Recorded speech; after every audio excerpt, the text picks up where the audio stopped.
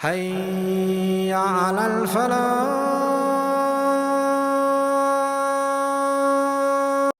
But our religion teaches us that these aspirations are well and good if they are minimized, and the main aspiration in your life is success in the next life.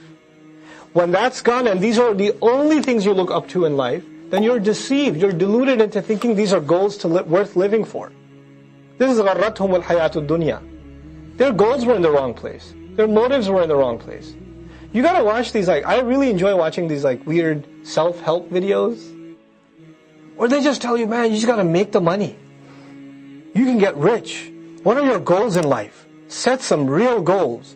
And it's great for Muslims in the sense that we never lose sight of, hopefully, never lose sight of the akhirah. But man, for non-Muslims, that stuff is poison, I tell you, in some sense. Because that's all you're looking for is what? Just career, I accomplished my goals, I've attained what I sought to attain in this life. For the Muslim, we're never done. We're never done. And these weren't our goals. These successes in dunya, Allah will give us if we have the right work ethic. You are reading Quran. When you're reading Quran, don't have TV, you're watching TV and reading Quran at the same time. Just Quran. Nothing else. When there's a halaqah going on and Quran's being explained, tafsir happening at the masjid, don't check your text messages and listen to, no, just listen, Quran. Drop everything. This is Quran. وَأَنْصِتُوا لَعَلَّكُمْ تُرْحَمُونَ. So that you may be shown mercy. In other words, if you know what's good for you, you will be quiet when you listen to Quran. And Quran, by the way, the Bani Israel, when Allah woke them up, what did He say? خُذُوا مَا آتَيْنَاكُمْ بِهِ قُوَّةٍ. This is the Quran's version now of that. How do you hold on to Quran with quwwah? Whenever it's recited, listen to it carefully and remain silent. Just take in. وَاذْكُرْ رَبَّكَ فِي نَفْسِكَ. And mention your master inside of yourself. تَضَرُّعًا وَخِيفَةً. Full of humility and powerlessness, and at the same time full of fear. دُونَ الْجَهْرِ مِنَ الْقَوْلِ. Without even saying a word out of your speech. Don't even open your mouth in remembering Allah. In other words, there's one way to remember Allah, to recite the Quran. وَلَا تَجْهَرْ بِصَلَاتِكَ وَلَا تُخَافِتْ بِهَا وَابْتَغِي بَيْنَ ذَلِكَ سَبِيلًا. Quran says that. But on the other hand, there's the real remembrance of Allah for which you don't even need to move your mouth. Remember Allah, mention Allah without even opening your tongue. Just quietly and humbly, without even making a loud, دُونَ الْجَهْرِ مِنَ الْقَوْلِ, without making a loud noise. So even if you make dhikr, make it a very low voice. Very low voice. Only you know and Allah knows this conversation is happening. بِالْغُدُوِّ وَالْآصَالِ. In the morning time and the multiple shades of evening. Asal is jama'. Ghudu is mufrad. Ghudu is singular, asal is plural. One of the benefits of that is there's only one morning salat. And there's multiple evening prayers. The beginning of asal is asr, then maghrib, then isha. So asal, the plural, implies for each shade of the evening, you have a prayer. But ghudu is one morning prayer, which is what? Fajr, right? وَلَا تَكُنْ. And don't you become مِنَ الْغَافِلِينَ. How appropriate. Don't be from those who become heedless. The remedy against heedlessness is remembrance. And before Allah mentioned remembrance, He mentioned what's the best form of remembrance, which was Quran itself. First of all, in the previous surah, Allah Azza wa Jalla has given the human being an opportunity to fix what he has to show Allah. To fix himself.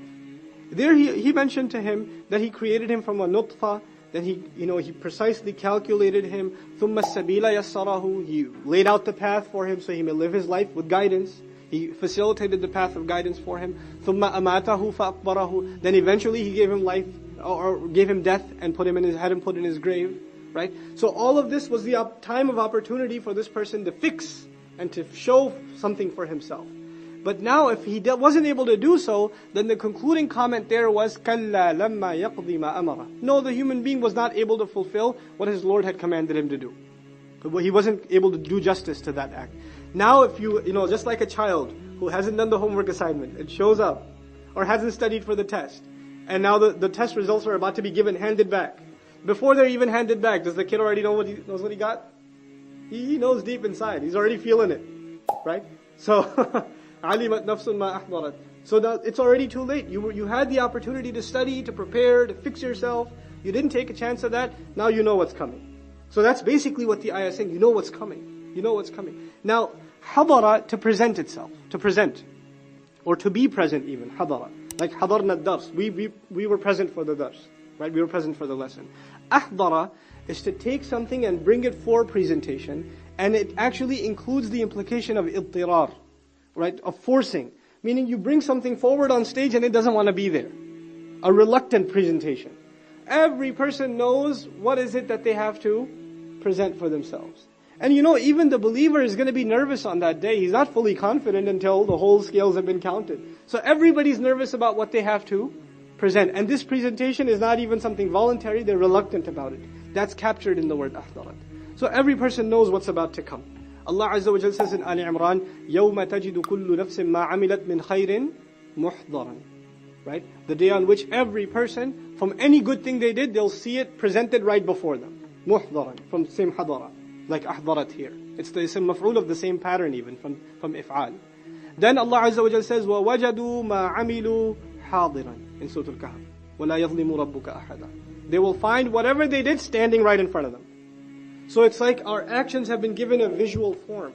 This is similar, or it's an opening up of what Allah said before, وَإِذَا الصُّحُفُ نُشِرَتْ. When the scrolls have been given life, when they've been spread out open, it's like you can see your deeds in front of you, standing right there in front of you, looking you in the face like a mirror. Now Allah says, now the human being will be informed. What did he make a priority out of? And what did he put on the back burner? That's the translation I'll prefer here. بِمَا قَدَّمَ. What did he give priority to?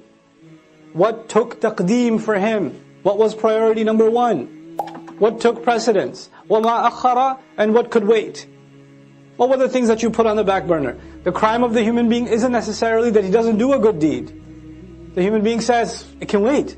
I can do it later. The crime of the human being isn't necessarily that he doesn't leave sin. He says, I'll leave it later. Or, let me do what I want right now. I'll do that later. I have time. Taqdeem and ta'khir, not the grammar one. The one for life. Human beings will be thoroughly informed. What were your priorities? What did you put ahead? What came first for you? What came later for you? بِمَا قَدَّمَ وَأَخَّرَ. The other meaning of قَدَّمَ وَأَخَّرَ in Tafsir Juz Amma I mentioned also, قَدَّمَ also means what you've sent forward. You've done deeds, you've done works, and every one of them are waiting for you. Our deeds are waiting for us. كُلُّ نَفْسٍ بِمَا كَسَبَتْ رَهِينَ. You've sent collateral over. You've sent deeds over for processing. And you're going to meet those deeds on Judgment Day. I don't meet my deeds now, I just do them now. I will meet them then. وَوَجَدُوا مَا عَمِلُوا حَاضِرًا. They're standing face to face in front of their salats. If your salat was lousy, you'll be standing in front of a lousy salat, staring right at you. That's what it's going to be. If you were lying, cheating, backbiting, angry, arrogant, condescending, whatever you were, you'll be looking right at you in the face. And then you're going to say, مَالِ هَذَا الْكِتَابِ. That's the reality of it. بِمَا قَدَّمَ وَأَخَّرَ. What did he make a priority out of? What did he put on the back burner? This is one of those life-transforming ayat. The human being will be thoroughly informed. This was your priority. This is what you spent time on. This is what you did with your free time. This is what you thought can wait. You had all these dreams. I want to memorize the Qur'an. What did you do for it? How many seasons of how many TV shows did you watch instead? That was a priority for you. Well, you wanted to memorize, but it can wait though. Inshallah, one day, when my heart is purified, then I shall start. بِمَا قَدَّمَ وَأَخَّرَ بَلِ الْإِنسَانِ. No. Yes, on that day the human being will be given thorough news, but it's not like the human being's blind now. Rather, the case is that the human being, عَلَى نَفْسِهِ, against his own self, بَصِيرًا, is fully insightful. There is one person that knows so much about you, and nobody else knows about you. And besides Allah, and that's you. You have an insight into who you are, what your flaws are, what your limitations are, what your capabilities are, what your strengths are, what your weaknesses are, what opportunities you avail, what opportunities you get lazy about. You know that about yourself more than anybody else. And you and I decide to lie to ourselves. We just decide we're not going to have an honest conversation with ourselves, and about ourselves with Allah. We don't want to have that honest conversation. Assalamu alaikum wa rahmatullah. If you enjoyed this video, please do share it with friends and family. If you want to see more videos from this series, click on the box at the top. If you want to see other videos, click on the box at the bottom. And don't forget to hit the subscribe button. Thanks.